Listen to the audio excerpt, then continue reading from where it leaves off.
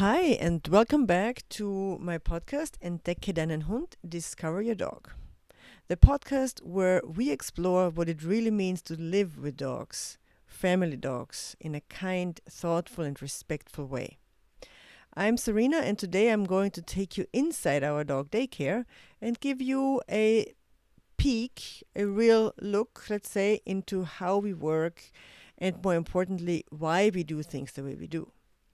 Our daycare, as I've maybe said before, is a place where there are no kennels, no cages, no boxes, no isolation rooms or anything like this. Now, we do have separate rooms, but none of the rooms is supposed to hold dogs, let's say. Dogs don't have their own, and I'm quoting or I'm putting it in quotation marks, private garden, like a single room with a little garden or something. We don't have that. We have an open space. So it's something different. And I want to explain this because when people hear dog daycare, maybe often they imagine rows of crates or barking or chaos and dogs running wild and jumping around and digging and so on and so on. Or maybe a place where I can put my dogs that it's kind of like put there or stored, I want to say, until the humans come back, so kind of like, okay, keep my dog safe until I get back. But that's not what we do. So I'd like to show you a little bit what it's really like for us, what is our philosophy, and give you a little insight. So let's start with something very simple. We don't believe dogs should be caged or put in crates. Not only is it not allowed anymore in Austria, to store a dog, sort of, to put him away in a crate and close it, but we've never done it because we think it's unethical. I grew up with dogs, and we never shut our dogs out of the family. They were always part of the family. So I always have to smile when I look at old photos, for example, family photos. There's always a dog in the picture. Yeah, every family birthday party or whatever we had, our dog is always in the middle. Um, so we don't believe that dogs should be put somewhere to keep them calm or to teach them how to relax. I think that's a very, to me anyway, I can't speak for Ken, but it's a very strange concept to me. However, having said that, now this does not mean that we don't believe in rest or calm, of course. Now, obviously, dogs have to sleep a lot, and quite the opposite of chaos and running around is the case in our place. Our dogs rest a lot. It's just not separated, but they do it all together. Because, as you know, I'm thinking is dogs are social beings, which is also why we love to spend time with them because they, yeah, they kind of relate to us in so many ways. So for them to feel safe and to thrive, they need more than just food and a place to sleep. They need that connection, that predictability, the freedom to move, and also the feeling of belonging somewhere. We don't agree that dogs should be separated into small rooms or crates when they are not being actively exercised, which we are not doing either. So dogs love to hang out together and do nothing. Yeah, so at least I would say to us, to humans, often it looks like they're doing nothing, but they often just sit there, they observe each other a lot, they observe us. Yeah, every time we do something, they just watch us. They sit outside and watch the birds and also remember that their nose is always on. So they might not be actually looking at things so much as smelling things a lot. So it's sometimes their olfactory sense that is observing. Because also remember that we observe with all our senses. We do the same thing. We don't just use our eyes to see something. So we asked the question, why should a dog spend the day alone when they could be resting in the company of other dogs? Right? So we have a space that is open. It's our home, not just home like it is our home, and we've always done it in our home. We've never, no, I have to correct that. We did have an office space for a couple of years, but we also had the home. So we at some point had basically two places. But now it is again just our home, and it's a house and a garden where we have the dog. So we have our own dog. We have a very quiet backyard, and we also have a yard that is on the street side, which is a street where there is a bit more going on. There's some cars going by, but it's really by no means a busy street. So every few minutes or so, maybe a car goes by. Sometimes in the morning, a little more. On the weekends, hardly anything. Yeah, so some delivery trucks and so on, of course. Sometimes people walk by, sometimes a dog walks by. It's not a busy street, but there's some things going on. The two sections, the backyard, the front yard, are separated by a fence.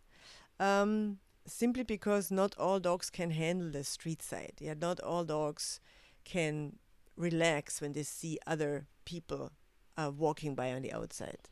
And of course, a lot of times people will stop and see a dog and say, "Oh my gosh, it's a beautiful dog," and then that gets the dog even more excited.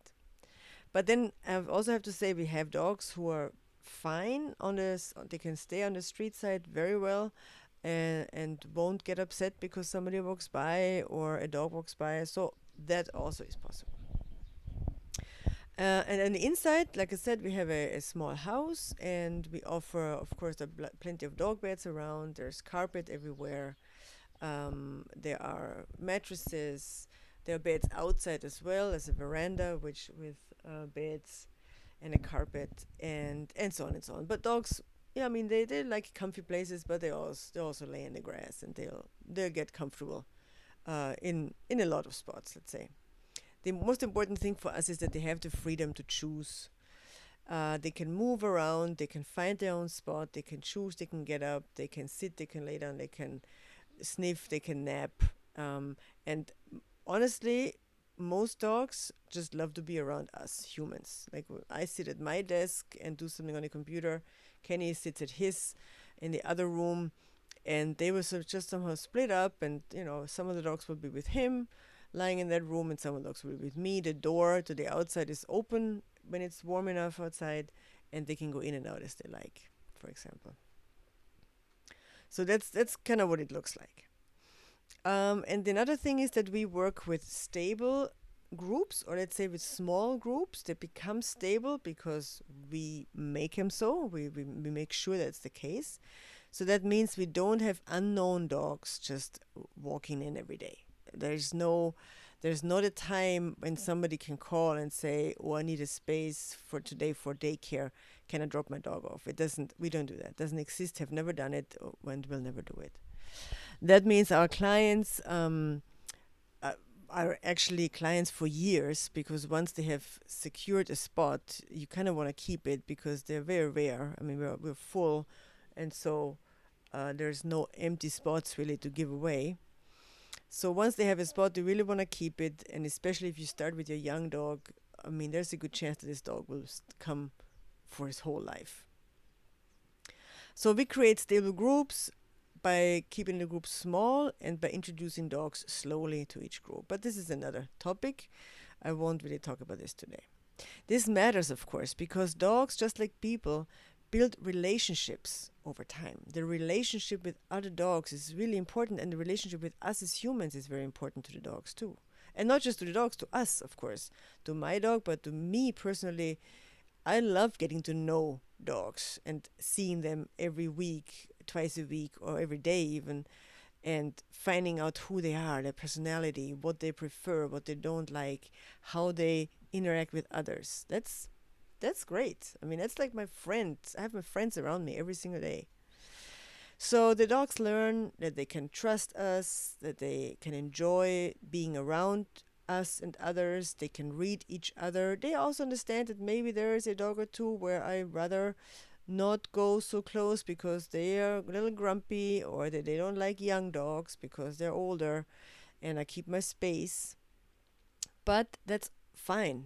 Not dogs. We don't expect our dogs or the dogs here to come in and be happy and running around all day. Just the opposite, actually. I mean, happy, yes, but not be running around all day. And when this group is stable, the dogs feel safe and we feel safe, which means we can all relax, which is the favorite thing to do, is we can relax. Like I said, small groups, and there's always a human present. So the dogs are not left to their own device, let's say. And we as humans, we watch them, but we participate also. We walk around with them. We look for things. We do a little search game or anything like this as well. And sometimes we just sit together and observe, which is also fine. So we don't train dogs, obviously. This is not a training ground. I mean, as you know, the ones who know me and my podcast know that I do training. I do nose work training with dogs, but not during daycare. Yeah, so these are two different things. So we create a space here in the daycare where their needs are met. Their social contact needs, their needs for safety and rest, the need for freedom to choose, and also the need to have our presence and to feel safe around us. But also, very important, in my opinion, is also that we leave them alone a lot of times. And I don't mean we just leave them alone and go out and they can do what they want. I mean that we don't have any expectations. We don't we don't ask them to do anything. We don't have any pressure. Yeah, they don't have to perform. There's no tricks. There's, like I said, no training. They can just hang out and enjoy being. Now, there are some rules and guidelines, of course, which I can get into another time, or you can ask me about if you're interested. But we established these rules and guidelines from the very beginning, day one, and they always stay the same. They're very easy to stick to because the dogs know exactly what they are.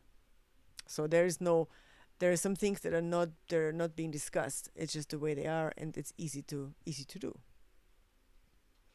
So, for example, let me give you a short example of what a typical morning looks like. Dogs arrive between 6:30 and 8:30 in the morning. They come in, they run in. There's sometimes some. It's really funny to see because some dogs are a bit sleepy. They come in. Some are even a little grumpy because they had to get up early or things like this. But most dogs come in a really good mood. They start sniffing, of course. They find another dog, somebody, a friend that they know. They say hello. They go to the bathroom, obviously.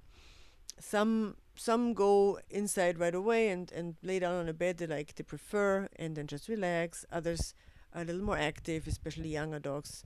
They're more active in the morning. Maybe they run around a little bit. Maybe they roll on the ground. They get in and out of our little doggy pool now that it's in the summer when it's warm. Um, they all always want to check out the kitchen. They always have a one of their first ways in when they're in the house is let's go to the kitchen. Now I have a baby gate at the kitchen, so they cannot just go in. We have a very small kitchen, so only one dog at a time is allowed in the kitchen, and that's, for example, one rule that we have. And so they all get their turn over the course of the day where they can get into the kitchen. There might be some goodies waiting for them always, but it's important. That's one of the things that they all love to do. So there's no chaos really. There's no excessive barking. I mean, dogs bark because they maybe see a cat somewhere on the neighbor's yard or behind in the forest or something, and then they may bark. But this is totally fine. They can bark a little, and then we tell them, okay, it's enough. Come on in, and then it's over. So it's really very easy to handle, actually. I wouldn't say that there's no stress here because at least when a dog is new or when a dog is young, it is exciting, and it's exciting in the morning when they come in and they become active, and I think there is some stress, of course, on them, and especially, like I said, when they're a little bit new, so when it's the first month or so. But the emotions are positive, and there's no fear or anything. It's not a negative stress. It's kind of like a positive stress. Now it is the same for the body, I know, but however, it's connected with positive emotions, so that's important because the level of excitement goes down quickly too. So after a few minutes, everything relaxes. Yeah, after a few minutes, the stress becomes less and less, and it's over. So therefore, even that becomes sort of a routine. Yeah, there's this little excitement for a few minutes. I do a thing or two, and then it's okay. And this is because the dogs know what to expect when they come here. They know the place, they know the people, they know the things, they know the routines. They know that we are nice to each other, that we greet each other gently, and that we greet them individually, that we care for them, that we keep them safe. Yeah. And also, of course, for us, it's important to also talk to the humans that come with the dogs a little bit and have nice conversations and find out what the weekend was like. For example, did the dog have a lot of stress maybe, or did they go somewhere, or was it a relaxing weekend? This kind of important information for us to know, especially on a Monday, maybe how the dog is feeling.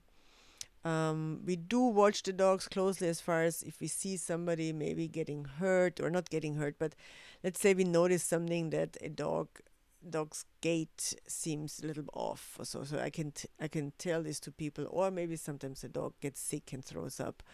I can let people know, of course, or we will let people know and tell them that something happened, or a dog who doesn't want to eat uh, lunch because for whatever reason, right? So things that we observe, of course, we pass on as information to the owners. And just to give you one example of a young dog, for example, who's been here now for about 3 or 4 months, she had a chance to slowly meet everybody, to kind of grow into the group. She's about a year old now, so she came when she was maybe, I think, 7 months or so, I think. Um, so she had a chance to. It was just the right time, actually, also to get to know the adult dogs, to really also respect them. But the adult dogs also to get used to her and her behavior. And she's a very easily excitable dog. So they give her confidence. They give her also a calmness. And and even though the first couple times were really exciting for her, but then slowly she starts getting used to it, and now she can rest with all the other dogs in the room. She doesn't have that urge anymore to move around too much. She can totally lay down on her side, resting and sleeping with other dogs around. So that's what we want to see. We want to see dogs feeling comfortable enough around each other to really just lay down on their side and sleep. That's actually one of the best pictures. So that's important. It's important that the dogs respect each other, and especially with the young dog, that she respects the older ones, but also the older ones respecting her. And yes, there can be a correction at times when a young dog gets too wild or so, but it hardly ever happens. It's really not so common because the dogs very often turn to us as humans to say, okay, do something about this. She's getting a little out of control. And yes, we have a couple older dogs where I know they give really good corrections, and they are allowed to do so. But I will always be there and watch it, and I will step in when I feel like this is getting a little too much, because everybody's space has to be respected, and we don't have to. We can correct the dog who's doing something that others get a little annoyed with or so, but it can be done in a very calm and also in a peaceful way. There's no need to scare anybody, or to use any sort of scary noises or anything like this. And I have to say, dogs get so used to this, to just us looking at them and just the way we look at them and just standing there, and they're so sensitive and so smart. There's not much to say ever, which is really a cool thing, I think. So dog daycare can look like this. This is the great thing about it. It's not just watching dogs, but it's creating a space where they can be themselves, where they can grow, where they can learn, where they can learn from each other, where they also can rest, where they can sleep and rest, and where we just all get to form friendships. So one of the things people often ask me, or ask us is, well, how do you manage this bunch of dogs? Like, how many dogs do you have? Is one of the questions. I usually say, well, not more than 10. So it can be six, seven, eight, so around there somewhere usually. It can be 10 at times. But how do you manage up to 10 dogs without any, you know, kennels, or separation or something? And my answer is really, we don't manage them in the sense of we have to manage them all the time. but we can understand them. And when you understand them and you give them what they need, it's very easy to get along, really. So this is why we keep the groups small, like I said, and the result is really a group of dogs who feel safe and who trust us and who look forward to coming here. They enjoy being here. They enjoy going home, which is good. Of course, they should enjoy going home, but they also enjoy coming here. It's a little bit of a, yeah, it gives them also, it's part of their routine, and it gives them also something else for this week. Yeah. And humans, humans who are not just clients, really, they are friends. I have to say it. The humans that bring the dogs are also our friends. We care about their dogs. We care about how they live with them and how they get along with them. And we give them advice, and we always offer our support. And this is what this idea of ethical dog care means to us. Thank you for listening today. If this resonated with you, I'd love if you shared this episode with someone. Maybe you know somebody who might be thinking about becoming a dog care professional. Maybe you are thinking about it. Then definitely keep in touch, because there will be opportunities where we offer courses also for people who would like to work with dogs. Or maybe you know somebody who's just curious about what's possible and the way we treat dogs with respect and trust. So do pass on this episode if you think it's useful and valuable for somebody. Until next time, give your dog a big cuddle from me. Actually, be careful with the cuddling. Give him uh, I don't know, a scratch. Give him a scratch on the shoulder or on the backside. That's usually what they like better. Um, have fun with your dog, and yeah, keep discovering your dog and listen to your dog and what the dog is telling you. So I'll talk to you next time.